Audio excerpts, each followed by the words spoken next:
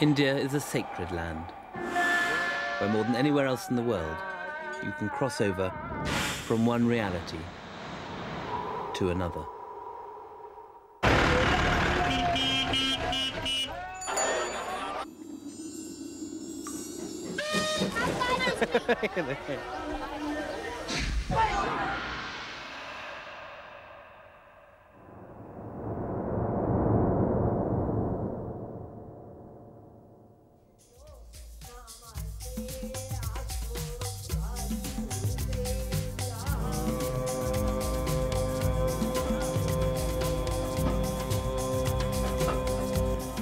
Every year, thousands of Hindus are drawn up into the mountains by the age-old pilgrimage to the source of the river Ganges.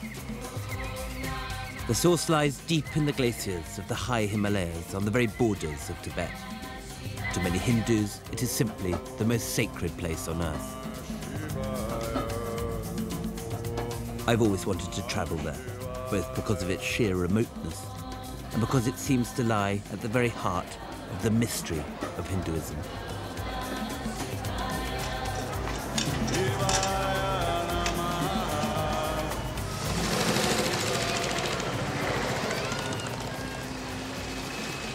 At first sight, Hardwar looks like any other small Indian town. But what draws travellers here is its position on the banks of the Ganges, just as the river gushes out of the mountains. It is the essential starting point of any journey to the source.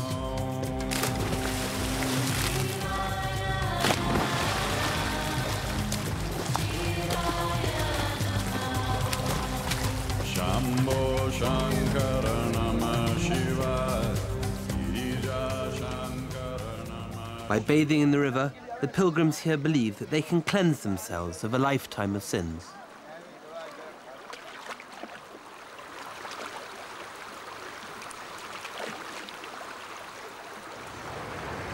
The Hindu scriptures are agreed that the Ganges is both river and goddess, and so a tirtha, a crossing place where you can move from the world of men to the world of gods, as easily as you might step across a stream.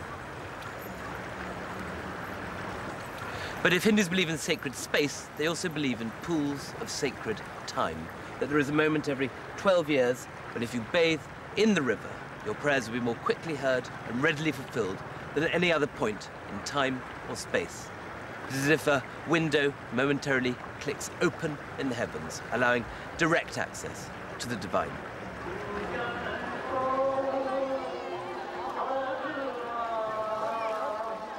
And I have come at the precise moment when, once every 12 years, this happens, and without any formal publicity or propaganda, the Ganges draws no less than 10 million pilgrims in a festival called the Kumbh Mela, the largest religious gathering on earth.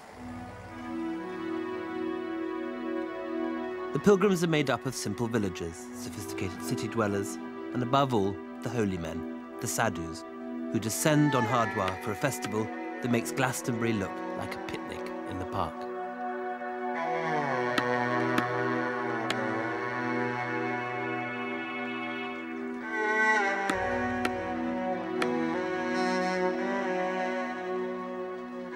I've seen the sadhus in my travels all over India and found them slightly menacing figures with their dreadlocked hair and wild, often unpredictable behaviour.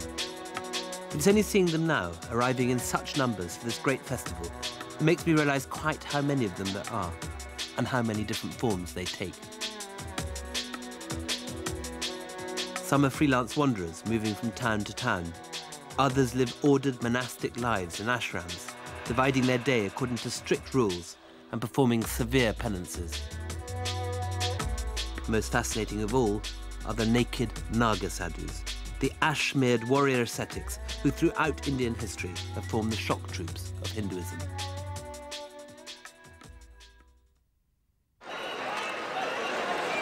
It's the promise of directly accessing the gods which has drawn them and literally millions of ordinary Hindus to the banks of the Ganges to bathe and to worship. Overnight, a small market town the size of Saffron Walden is transformed into a heaving metropolis, larger than New York.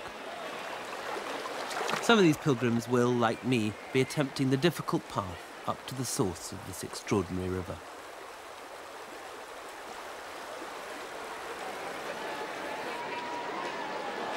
The sheer size of the Kumbh Mela may be astonishing, but what I personally find more remarkable is its almost unbelievable antiquity. For the tradition of bathing in the Ganges here at Hardwar predates Islam, Christianity, and even the worship of the gods of ancient Rome. The ritual you see today at the Kumbh is described in the Rig Veda, India's oldest sacred text, written when both the pyramids and Stonehenge were still in use. Yet while Isis and Zeus are dead and forgotten, the river goddess Ganges is now more revered than ever.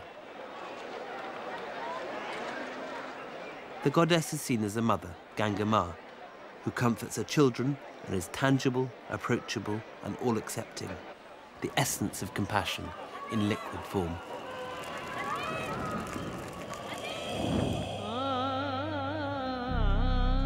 Nowhere is this seen more clearly than in the case of the untouchables.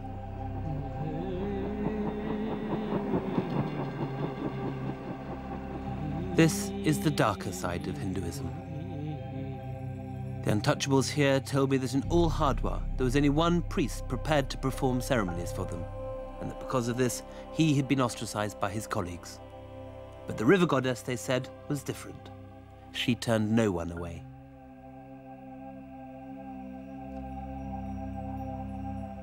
In Hardwar, the untouchables, or Dalits, the oppressed as they prefer to be called, have their own lodging house, as, astonishingly, many other places still refuse to take them in.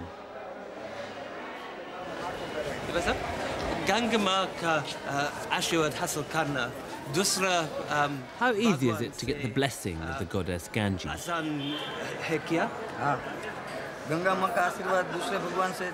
It's easier to get the blessings of Mother Ganga than of any other god. The reason is that she lets everyone bathe in her, and no one else can stop you from going to her. That's why we can get her blessings. If caste is one aspect of Hinduism that most Westerners find difficult to understand, then this temple shows another potential stumbling block: modern Hinduism at its most noisy and confusing. The great Hindu scriptures may be works of quiet philosophical subtlety, but as this temple shows, popular Hindu devotion today is often neither quiet nor subtle, and can be deeply muddling for a Westerner to understand. As Hinduism has no founder, no single holy book, nor any central authority, it refuses to be pinned down. With every generalization you make about it, the exact opposite is often equally true.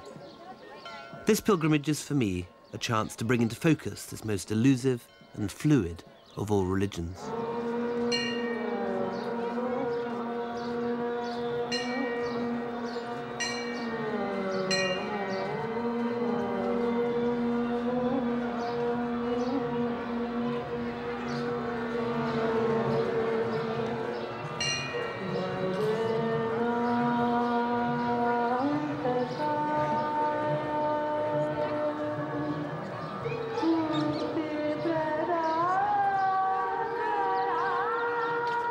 At the heart of this journey lie two deities, the gentle river goddess Ganga and her wild and tempestuous consort, the great god Shiva. The region through which we planned to pass was once known as Kedarkand, the land of Shiva. Indeed, it is believed that the very slopes of the Himalayas are Shiva's matted locks, and that when the goddess Ganga came down from heaven to earth, Shiva caught and tamed her in his ascetic stresses. The heat, Sakti, produced by their union, so the priests will tell you, ensures the preservation and regeneration of the universe. Shiva is in many ways the wild man of the Hindu pantheon, the dope-smoking loner who lives meditating on a peak in the remotest Himalayas, outside society and its constraints.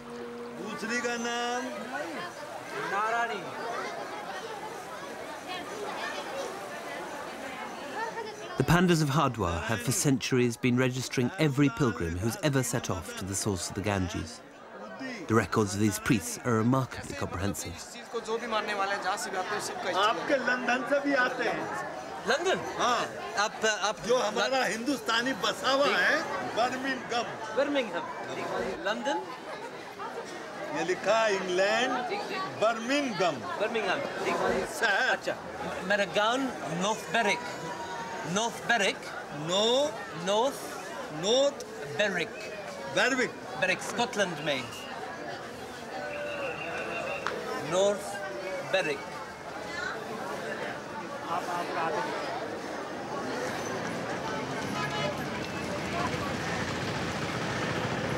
भाई साहब, ऋषिकेश की बस कहाँ से जाएगा? सीधे? ऋषिकेश की बस? ऋषिकेश। ठीक है। आया हुआ ऋषिकेश। भाई साहब, The road to the source winds for 100 miles through the foothills of the Himalayas, following the river Ganges as it meanders its way through the valleys.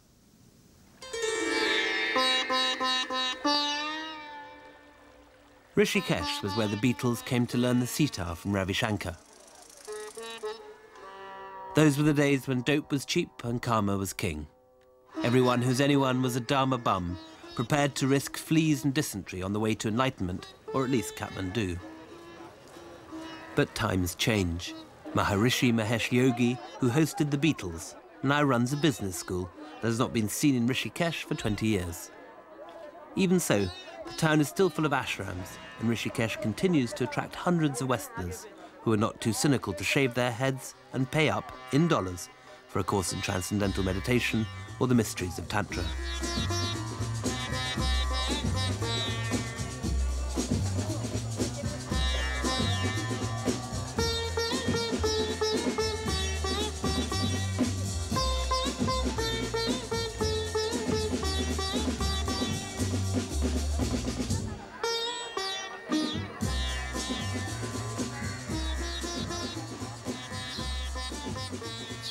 In the Divine Life Society, a pillar lists 20 instructions for achieving enlightenment. Do not overload the stomach, sleep separately, and avoid narcotics. No easy sex and drugs here. Above all, stick to your routine. Be good, do good. If only it were that easy.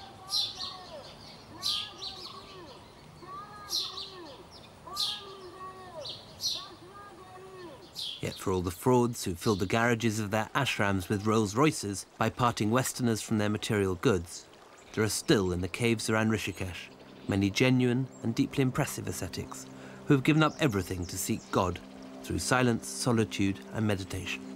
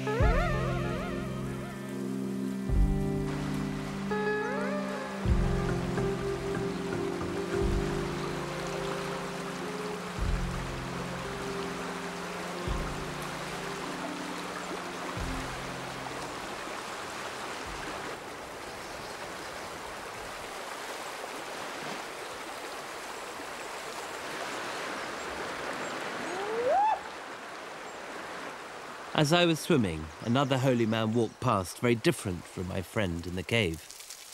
Babaji was a Naga sadhu, one of the warrior holy men who now, as in the days of the Buddha, go either naked or with just a loincloth and very few worldly goods.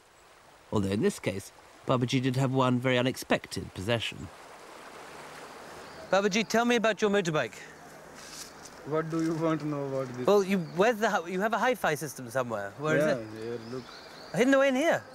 Yeah. I have fixed just recently in Kumbh Mela. I was thinking long time to fix, but this time I fix. And where do the cassettes go? Cassettes here. You have? What kind of music do you like, Babaji? I like most religious, so I have most cassette religious. Can we hear? Yeah, possible. Babaji, where are the speakers? Speaker is here. Look, one this side, one that side. You've got stereo? Yeah. It's a stereo motorbike.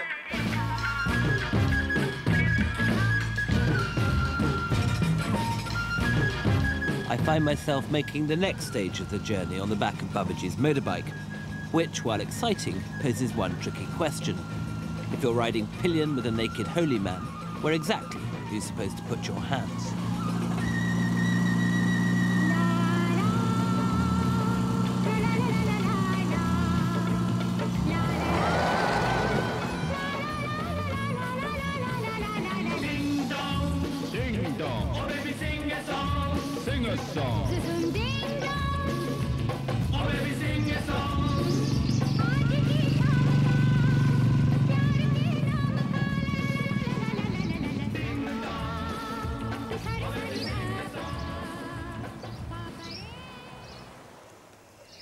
And Babaji, you can drive your motorbike after smoking the stuff? Yes. No problem? No problem. Safely? Yeah. We're not going to end up under a bus. No problem. Did you see in the... But I drive slowly, not so much fast. Yeah. Otherwise, I need good road. Yeah. For a sannyasi, is it important to keep traveling? For sannyasi? Sannyasi, for sadhu, for Baba? Yes. Then he's Baba, you know, if he's traveling. But really is very hard. To keep traveling? No. Traveling is the way of Baba. Right. But we have many rules for everything, rules, you know, so it's... That's India for you. Yeah. Obviously, a sadhu's life can be very difficult. You've got... Especially Naga Baba. No clothes, They are penances. more difficult and very hard and very angry also. Angry. And everybody is afraid in India from Naga Babas. In case they attack them. Attack because they are very strong, otherwise nobody is making one Naga Baba. Acha. But Babaji, is it important to suffer, to have blisters, to have all the discomforts of traveling? Yes. So why do you have the motorbike? This is also one way of devotee. Right. Some people even going by laying. They rolling. I didn't think I was getting a straight answer from Babaji, who went into great detail about the different forms of asceticism practiced by Naga sadhus, without ever explaining why riding a motorbike could be a form of penance. But by the time I'd spent the rest of the afternoon on the back of his Enfield Bullet, I was beginning to understand why. As Babaji and I rattle saddle sore over the potholes, we see a constant stream of sadhus walking the ancient pilgrimage route for the many weeks it takes to reach the source. There are also the pilgrims' buses, which, despite many warnings to the contrary and wrecks in past accidents, tend to treat the single-track road as if it were the Ganges Grand Prix. Nonetheless, we managed to arrive safely at the British hill station of Mussoorie. The Victorians liked to come up to the hills for the summer, indeed rather thought they'd invented the idea. It was a convenient journey from Delhi, and just as Simla became the Raj's summer capital of government, so Mussoorie became its summer capital of pleasure. In the old Savoy Hotel, the ghosts still linger. Queen Mary stayed here and sent a carved Indian walking stick back to Edward VII. In the 20s, the ballroom was constantly full, as the Raj danced out its small hours in a riot of high society and frenzied high-altitude adultery. One contemporary guest remembered that when the morning bell sounded, the pious would say their prayers, while the impious got back into their own beds. As Kipling wrote, Jack's own Jill went up the hill to Mussoorie and Chakrata. Jack remained and died in the plains, and Jill remarried soon after. Here I met Bill Aitken, a remarkable Scottish writer who has lived in these hills for the past 40 years. The amusing thing about the empire attitude that we started everything, we started the idea of hill stations where we estivated and cut the summer heat. But in actual fact, it was the Hindu gods who started this notion of wintering in the lower regions and spending their summer in the snowy heights. They long before the Alpine Club was founded, the Hindu gods had cottoned on to the idea that this is a great place to be in the hot weather. We're so used to the very Indianness and sort of exoticism of seeing Hindus bathing in rivers. But as you point out in your book, it's not a very different idea at all from the Western idea of baptism. Is that so? The moment you travel, you suddenly discover the world is the same everywhere. The ideas, the depths of idea changes, but basically there's no difference. So, Bill, what have I got ahead of me up the Ganges? Many people set off to the source of the Ganga, but unless the goddess pulls you, kenshos you, you do not arrive. This is the absolute universal belief and people's experience, that unless you're intended to arrive, you will not. The hill stations were about as far as most Victorians went. The idea of investigating the sacred geography of the Hindus had little appeal for the young bucks of the Mussoorie circuit. But this was not necessarily so for an earlier generation of travellers, several of whom lost their lives in the search for the source of the Ganges. The Scottish artist and explorer James Bailey Fraser was, in 1815, the first Westerner ever to penetrate to this then semi-mythical destination. As the area was in the hands of the Gurkhas of Nepal, the bitter enemies of the East India Company, Fraser was forced to travel incognito in the guise of a Hindu pilgrim.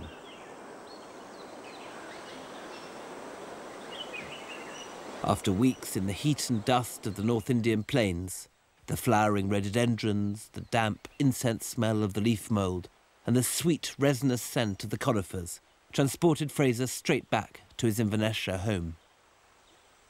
As he trekked up the Ganges at the same time of year as us, he wrote in his logbook, "We now bound China and live in a climate very like Scotland. We can go and lie down under the oak, birch, larch or elm, or gather wild strawberries and raspberries as at home. Asia is lost to our imaginations." As he trekked through the high Himalayas, or the Great Himalaya as he called it, the artist made thousands of sketches which he later turned into these lithographs. It is astonishing to see how little the area has changed in nearly 200 years.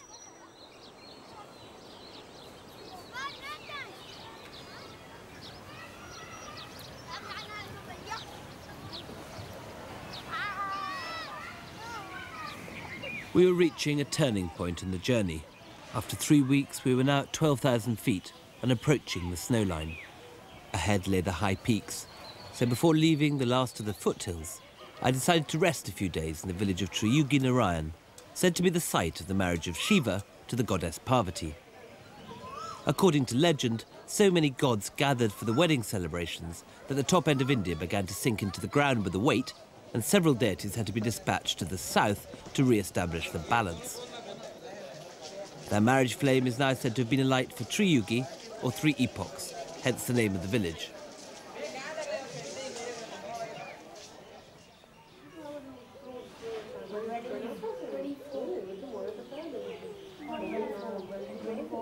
While Triyugi Narayan is famous throughout India as a central site in the mythology of Shiva, the villagers themselves look not just to Shiva, but to an almost numberless pantheon of local sprites and godlings. The villagers take care to propitiate both Shiva and their particular village goddess, Achari Devi. Shiva controls the continuation of the wider cosmos, but it is Achari Devi, they believe, who regulates the daily life of the village. When you first come across it, it can seem as if it is this multiplicity of different gods which is the biggest single divide between Hinduism and the other great religions of the world. But it is not as foreign as it seems, because the more you talk to Hindus, the more you find that many of them believe that there is, in reality, only one God, of whom the different gods and goddesses are but forms, that they are like different lenses with which to perceive ultimate reality. In that sense, it's only a short jump away from the Christian idea of the Trinity.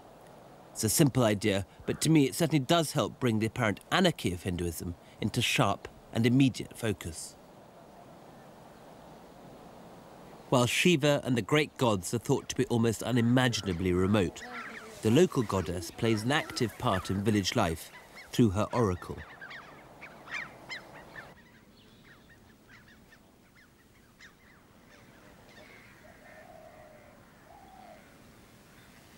Twice a week, the oracle holds a surgery when she's entered and possessed by the goddess, and through whom she offers advice, prophecies and cures to the villagers.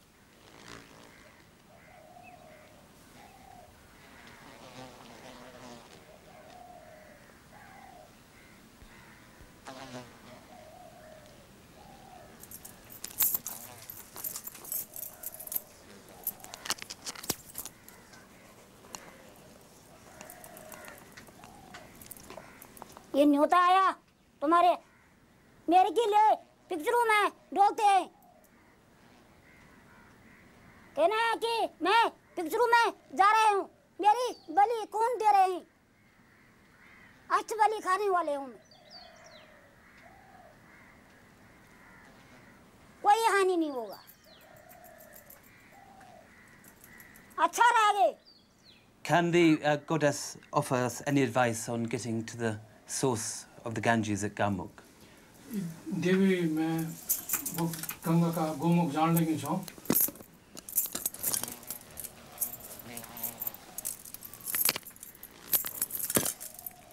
देखो तुम्हारा यहाँ पर कोई हानि बिगड़नी नहीं होगा मेरी इच्छा पूरी होगा तुम्हारा At the time, I was convinced from her tone that it was all going terribly wrong, and that the oracle was condemning me to a major bus crash, followed by eternal hellfire.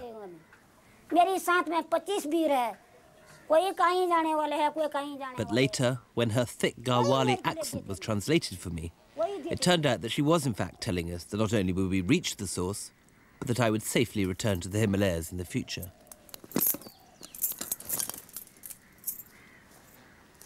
However, there was a sting in the tail.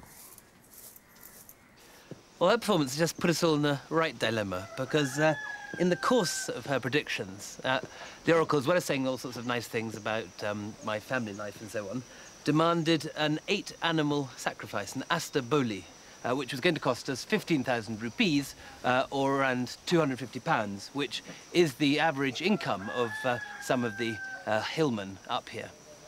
On the face of it, of course, that's outright extortion, and you can argue that she's just after our cash. But interestingly, none of the crew, and particularly me, was really quite willing to risk the curse. The only exception was Nandu, our sound recordist, who, significantly enough, is the only practicing Hindu among us. Having negotiated a compromise and left a small offering to appease the goddess, I headed on up the hill, knowing that at the top in Gauri Kund there awaited a set of hot springs, and the nearest thing to a decent bath I'd get in 3 weeks of sweaty trekking. The hot baths at Gauri Kund were built by divine appointment and are said to be a particular favourite of Gauri, the wife of Shiva, after whom they were named. It's true there was no sign of her the afternoon I was there, but bathing in her place was a Tamil professor who swam up and introduced himself as the president of the Madras Wordsworth Society. In it, the beautiful experience, which is not an experience, which is the absolute one, which cannot be caught by the mind, which cannot be caught by the psyche, which cannot be caught by the body or by any known instruments, because it doesn't speak of the object, it speaks of the subject. And all of us are the subjects, and therefore the subject to experience something which is very difficult, and the word experience doesn't cover it, because therefore you will have to introduce a new word. It is not expert. It is imperience and not experience. And taking place within you, because you are that. There is no God other than you. What is inside you is that God. You must discover it. But that sounds more like... See, in every individual, there is a Christ hidden, and there is a devil that is there. It is for you to invoke the Christ and suppress the devil. But This sounds more like Vedanta than Wordsworth. This is Vedanta. Wordsworth is the greatest Vedantist. Yes. He lived in the Lake District. And all his time he was only in tune with nature. And worshipping nature is not pagan worship. It is worshipping the beautiful force that is behind nature, the phenomenal forces behind nature. It is not the tree that is important. It is the force that flows through the tree. As Shelley says in that beautiful cloud. The professor seemed like an unstoppable force of Wordsworthian nature himself. But finally, I got a word in edgeways. I have the hope the spring will come and make it come up. So do you mean we've come all the way 16,000 miles to Kedarnath and we should just have gone to the Lake District? Yes. I have not gone to the Lake District, but I am through. If I close my eyes, I remember everything of Wordsworth, right from his childhood, his boyhood days, the entire... By now, the river has turned into a mountain torrent, and the tarmac road has given way to a winding goat path, impassable even by jeep.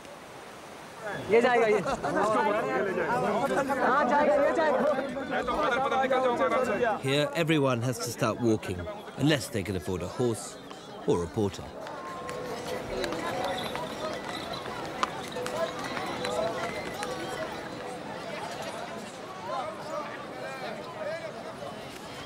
This wonderful road is like a great river of Indian humanity. Every caste from every corner of the country is here. You've got simple villagers, moneylenders, literate holy men, urban sophisticates from the north and south, all rubbing shoulders together like something out of a modern Indian Canterbury Tales. The rich go up on ponies or palanquins or even doolies, which are like kind of rucksacks strapped to deck chairs. But the vast majority of poor pilgrims have no option but to walk.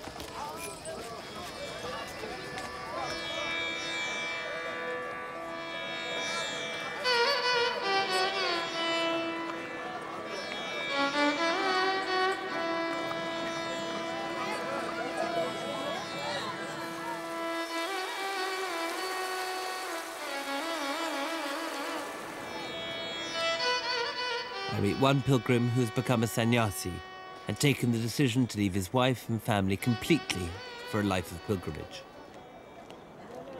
प्रभु को पाने के लिए ही भजन करते हैं, मस्त हैं और भगवान दर्शन देते रहते हैं. I consider this to be a religious duty and that this is the right way to serve God and attain salvation. I see God everywhere. So aren't you at all concerned what's happened to your wife in your absence? Whether she's ill or upset? Don't you miss family life? Did you miss your family? No, I don't miss them. There is no point in remembering or missing things which are past and gone. We should look forward to what is yet to come. When you are progressing on a road, you don't have to think about the events that have occurred in the past. You just have to think about what is lying ahead.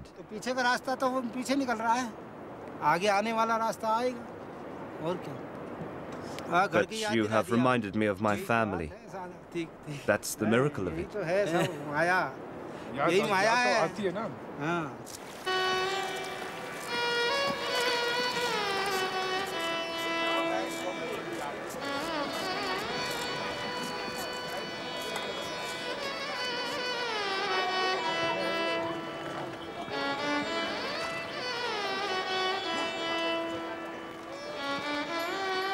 The climb is long and grueling as the path corkscrews relentlessly uphill for 5,000 feet, through a valley cut by one of the Ganges' major tributaries.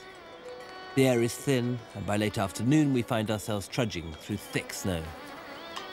I find it very hard work, but am put to shame by the other pilgrims. Some of them are barefoot, others wrapped only in plastic sheeting. Most have never seen snow before, and few have ever experienced a night at this altitude, or indeed have any idea what to expect when they arrive.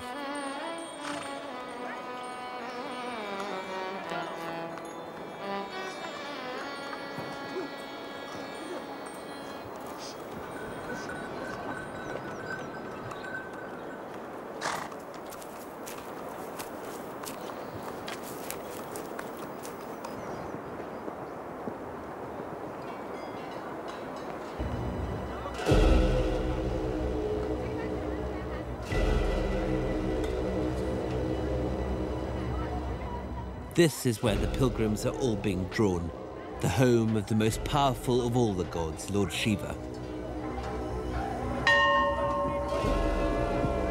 The great temple of Kedarnath.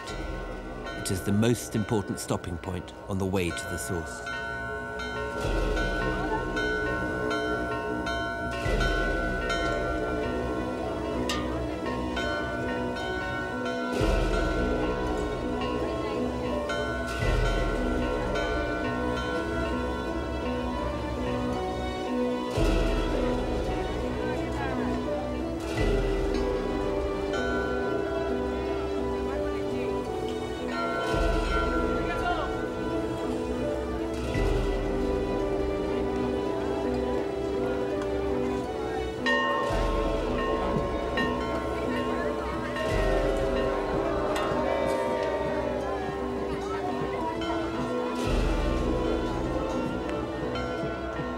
West, we're used to religions that put their emphasis on scriptures, the written word, whether it's the Bible, the Quran, or the Torah.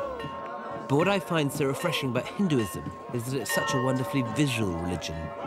The final climax of Hindu worship is to have darshan, to actually see the divine image. When I talk to the pilgrims here and ask them why they've come, the overwhelming majority say they're coming for this reason, to do darshan, to meet the eyes of God. It is perhaps for this reason that the images of most Hindu gods are shown with huge eyes. The gaze of the god meets the eyes of the worshipper, and it is in this exchange of vision that lies the very heart of Hindu worship.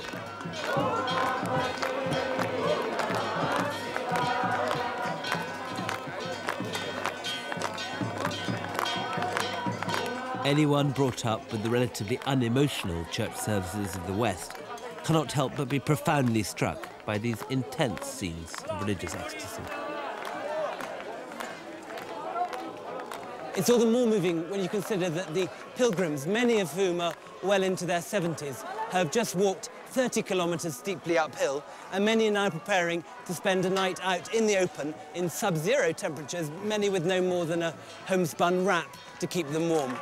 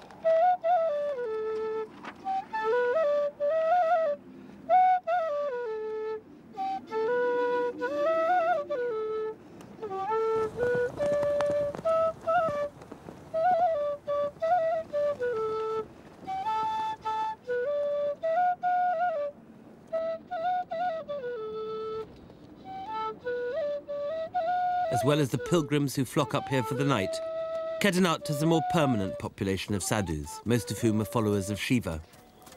For Shiva is the aloof Himalayan ascetic, disconcerting and unpredictable, who lives meditating in the wilderness of the snows, focused inward in meditation. These mountains are his domain, and like him, the sadhus who trek up here are consciously turning their back on society and its rules, in an effort to find moksha, enlightenment, in the clear air and crystal silence of the mountains. Maharaj, when did you take up sannyas? I took up sannyas when I was 10 years old. 10? Why? This life, this ocean of life. I wanted to run away from it all, and when I was running, I happened to come into contact with a saint, an enlightened soul, and that is why I took up sannyas.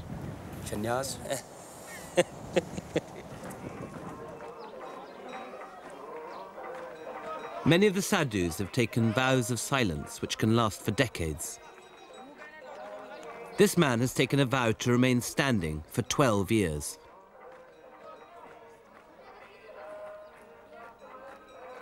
He has already done 7 of them. He sleeps standing up, supported by a swing. Astonishingly, this is not even the first time he has done it. As a young man, he did precisely the same for 8 years.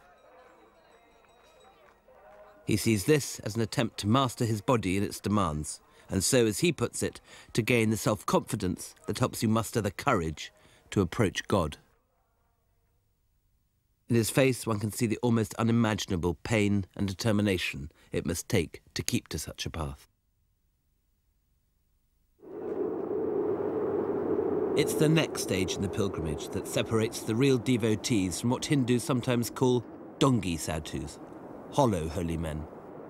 For from Kedarnath you carry on towards the final source of the Ganges by walking the ancient yatra or pilgrimage route across some of the highest ridges in the world. Apart from a few foresters and shepherds, no one lives on these high passes. Here, it is said, Shiva can sometimes be stumbled across in the form of a goat herd. It's very wild country, and only the most serious sadhus would even dream of coming up here. After walking for several days through the high meadows, you find yourself in the very middle of the Himalayas, miles from any road. It is as if you have entered a kind of Jack and the Beanstalk world of indeterminate date, place, or period.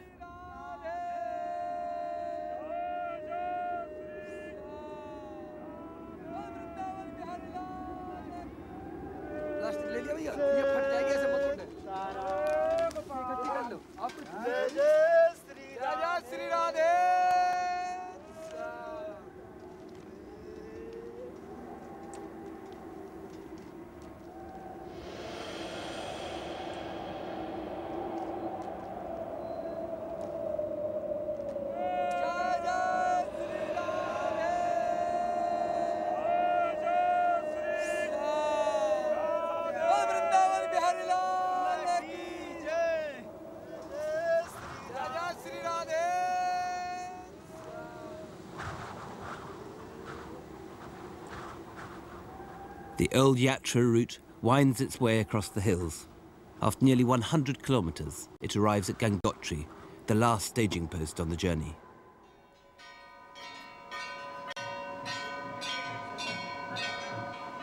When a temple was first built here some 2,000 years ago, Gangotri was actually the source of the Ganges.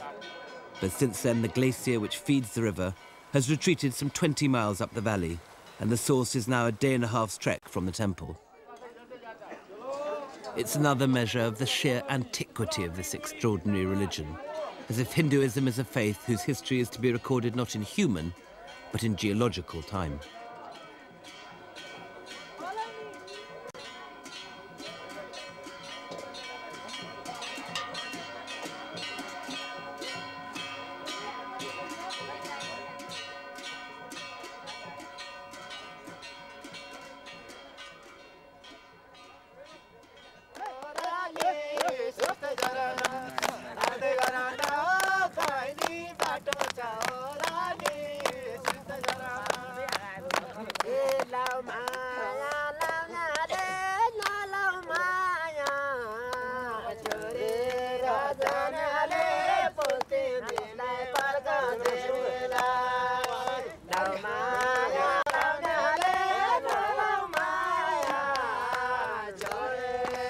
उसने कहा कि भाई यहाँ से मैं हटा दे पर दूसरी गांव में चले गया। फिर बारसों में 2-3 औरतें मतलब वहाँ भी नाचना शुरू कर दिया उन्होंने। फिर वहाँ भी हो गया। तो बारसों वाले फिर हमारे गांव में आए। अब मुझे बुलाने के लिए। On the last night of the pilgrimage, there is a real air of expectancy and anticipation as the Yatris gather around the campfire. We listen to a story being told about an evil spirit which possesses an entire village before being heroically exorcised by the storyteller himself.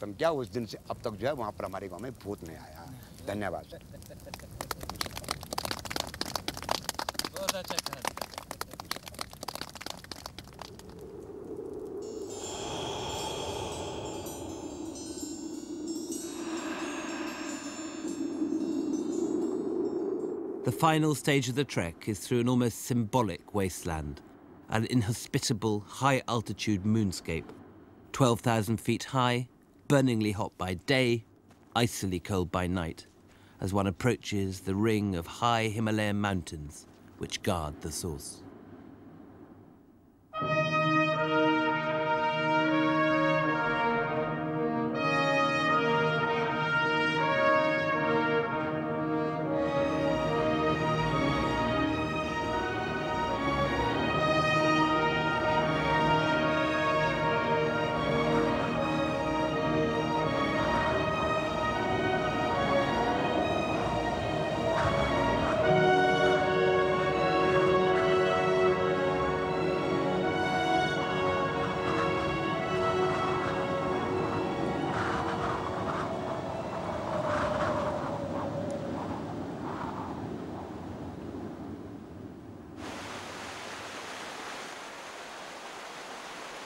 At dawn the following morning, I finally arrive, making my way through a bitter wind to the vast glacier at the end of the valley, where the river emerges fully formed from a crystal amphitheatre of solid ice.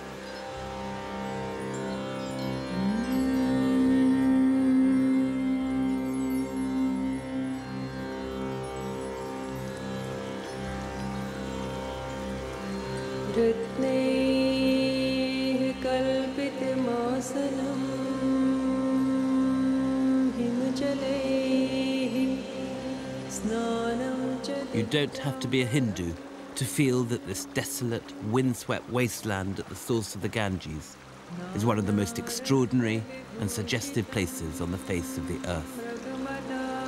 It is, as nowhere else, a tirtha or sacred ford, a place for crossing over, where the divine touches on the mundane and the human.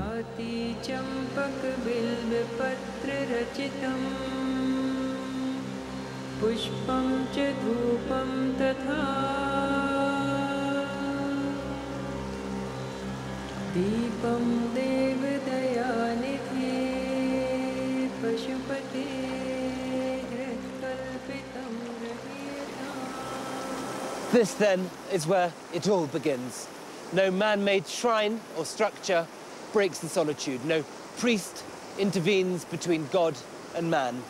Here the pilgrim can perform the ultimate darshan, to worship not an image, but the living goddess as she breaks free from her prison of ice on her journey from heaven to earth.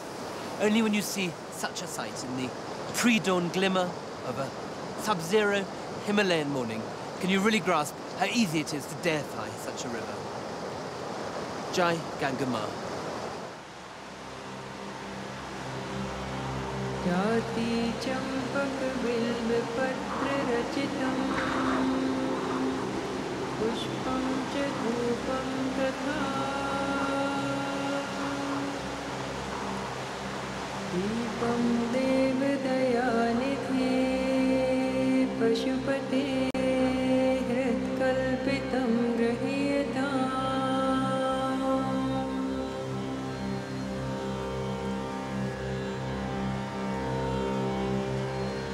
सौवर्णेन रत्नखण्डरचिते पात्रे घृतं पायसम् भक्ष्यं पञ्चविधं पयोदधियुतं रम्भाफलं पानकम्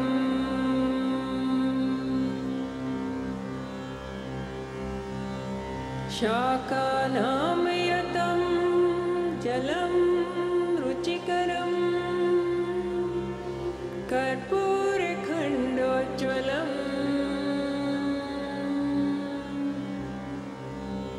ताम्बूलं मनसा मया विरचितं भक्त्या प्रभो स्वीकुरु.